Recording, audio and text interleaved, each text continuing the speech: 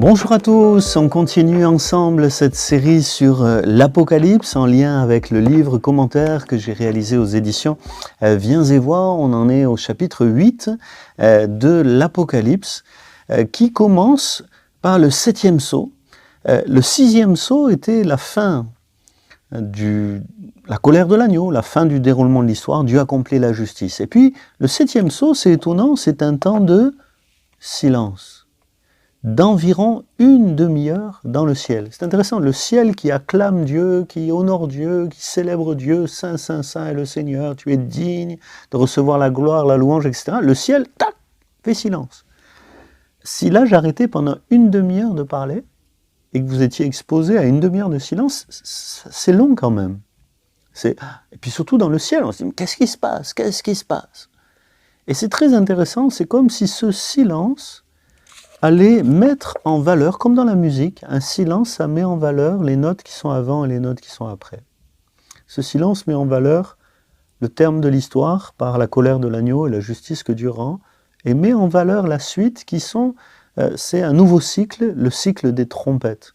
Et c'est fou, un silence avant de sonner les trompettes.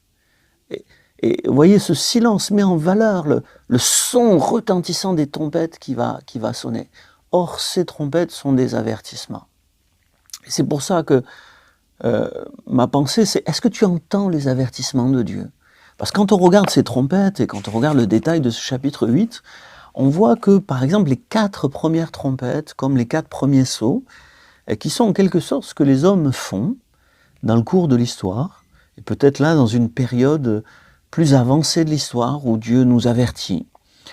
Ces trompettes qui avertissent, elles vont toucher en particulier, alors vous lirez le texte, je passe sur des détails, voilà, il y a des prières, il y a des parfums, tout ça c'est quand même important qui prépare les trompettes, c'est-à-dire derrière ces avertissements que Dieu va donner, il y a toute une vie spirituelle de l'Église qui se bâtit, qui se construit. En arrière-plan des avertissements que Dieu donne aux hommes, il y a l'Église qui prie et qui dit « Seigneur, fais grâce à ce monde. Seigneur, ouvre les yeux, touche des cœurs, permet que d'autres se rajoutent au peuple de Dieu, comme on l'a vu dans le cycle des sceaux. » Il y a toute une vie spirituelle derrière sans entrer dans les détails. En tout cas, ces 4 trompettes, on va avoir de la grêle et du feu mêlé de sang qui vont se jeter sur la terre. Et le tiers de la terre va être brûlé, le tiers des arbres a été brûlé et toute herbe verte sera brûlée. Waouh, ça touche la nature. Le 2e ange sonna la trompette et une grande montagne embrasée par le feu est jetée dans la mer. Le tiers de la mer devint du sang, le tiers des créatures qui sont dans la mer et qui avaient vie mourut, le tiers des navires périt. C'est-à-dire que on a la nature qui a été touchée et qui brûle, réchauffement climatique, je ne sais pas. En tout cas, la mer aussi est touchée. Pas seulement la terre, mais aussi la mer et tout ce qui vit dans la mer. Pollution. Le 3e ange sonna de la trompette et il y eut une grande étoile ardente comme un flambeau qui tombe sur le tiers des fleuves. Pollution qui ne touche pas seulement la mer, mais aussi les fleuves. Absinthe, amertume, les eaux deviennent amères. Crise de l'eau potable. Ah, pollution, c'est évident. Et puis le 4e ange sonne de la trompette, et le tiers du soleil est frappé, le tiers de la lune, le tiers des étoiles, afin que le tiers en fût obscurci, que le jour perd un tiers de sa clarté, et la nuit de même. C'est-à-dire que c'est même le soleil et la lune qui vont être touchés. Le soleil et la lune qui étaient divinisés autrefois, mais qui là sont des éléments de la création et qui sont touchés comme les autres. Un dérèglement de la nature qui touche la terre, la mer, les eaux et même le soleil et la lune. Waouh! Voilà les 4 premières trompettes. Un avertissement. Pourquoi on est averti? On est averti pour se réveiller. Parce que il faut sortir de sa léthargie. Il faut sortir de son sommeil. Vous voyez, une trompette, on dort, la trompette, elle nous réveille. Après un temps de silence, elle nous dit « Il y a quelque chose d'important là, réveillez-vous !» Et Dieu dit « Je vous donne des avertissements. Quand la nature est touchée, il faut réagir. Il faut réagir, c'est que ça ne tourne pas rond. C'est que le comportement des hommes n'est pas bon. c'est qu'il faut se ressaisir. Pas si vous l'entendez, cet avertissement dans notre génération, plus que jamais dans l'histoire. La nature est touchée à cause de l'activité humaine. C'est le moment de se ressaisir et de changer de manière d'agir. Les hommes courent après l'argent, mais ils détruisent la nature. Et la nature souffre et nous avertit. Il y a des choses plus graves qui vont venir. C'est ce qu'on voit au verset 13 du chapitre 8. Le texte dit « Malheur, malheur, malheur aux habitants de la terre à cause des autres sons de la trompette des 3 anges qui vont sonner. » Et pour mettre l'emphase sur les deux suivent, au chapitre 9 de l'Apocalypse, puisque ensuite il y aura un intermède avant la 7e trompette, que l'on verra plus tard. La 5e et la 6e trompette vont se distinguer des 4 premières. Les 4 premières n'ont fait que toucher l'environnement dans lequel l'humanité vit. Mais la 5e et la 6e vont toucher les hommes. La 5e, vous lirez le texte, le puits de l'abîme s'ouvre, il y monte une fumée. De cette fumée sortent des sauterelles. Drôle de sauterelles parce que elles ne font pas de mal à l'herbe de la terre, ni à aucune verdure, ni à aucun arbre. Mais ce pas des sauterelles. Les sauterelles, ça mange les arbres, ça mange la verdure.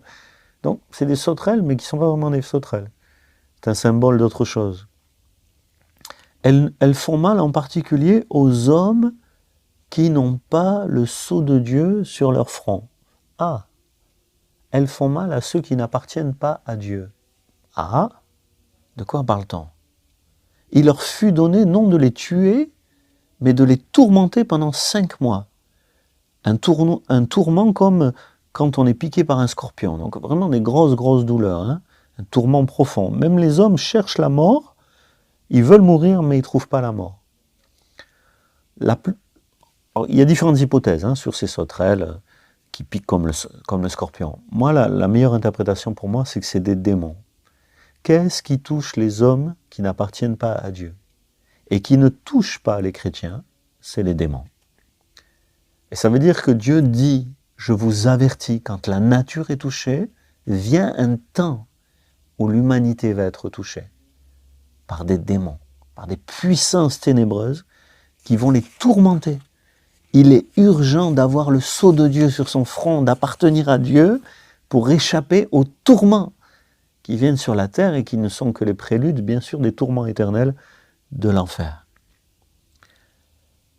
Alors ces sauterelles, elles combattent, elles ont un ange à leur tête qui s'appelle Abaddon ou Apollyon, l'ange de l'abîme, l'ange de la destruction. Et donc pour moi c'est clair que c'est des démons parce que des sauterelles dirigées par l'ange de la destruction, le diable, c'est des démons. Pas dans tous les détails, vous regarderez dans le commentaire, j'essaye d'expliquer les détails, dans cette perspective, mais le premier malheur est terrible. Le deuxième aussi, même si je vais être plus rapide, la suite du chapitre 9 de l'Apocalypse nous parle d'une grande guerre. La 6e trompette, c'est une grande guerre. Des cavaliers d'une armée, des millions de personnes, c'est une armée extraordinaire, des millions de personnes qui partent en guerre, avec des armes chimiques, atomiques, on ne sait pas, mais des armes qui font des dégâts terribles, terribles. Avec le plus triste, et je finis avec ça, chapitre 9, versets 20 et 21. Face à tous ces malheurs, les hommes ne se repentent même pas. C'est-à-dire qu'ils n'entendent pas les avertissements de la nature, les avertissements spirituels, de l'influence des démons sur l'humanité. Ils n'entendent même pas les avertissements de cette dernière grande guerre qui implique des millions de personnes et qui fait des ravages qui tuent un tiers de l'humanité. Ils n'entendent même pas ça pour se repentir. Et aujourd'hui, je repose la question, et je crois que c'est la trompette qui a sonné dans ton cœur aujourd'hui. Entends-tu les avertissements de Dieu? Repens-toi immédiatement. Ne t'endurcis pas pour ne pas être comme ces hommes qui, devant tant de malheurs, continuent à se révolter contre Dieu, à adorer les faux dieux et à refuser la repentance. Seigneur, je prie pour un peuple qui se laisse avertir et qui se laisse marquer du sceau de Dieu, qui sera seul capable de protéger des invasions démoniaques et de la dernière grande guerre qui vient. Amen.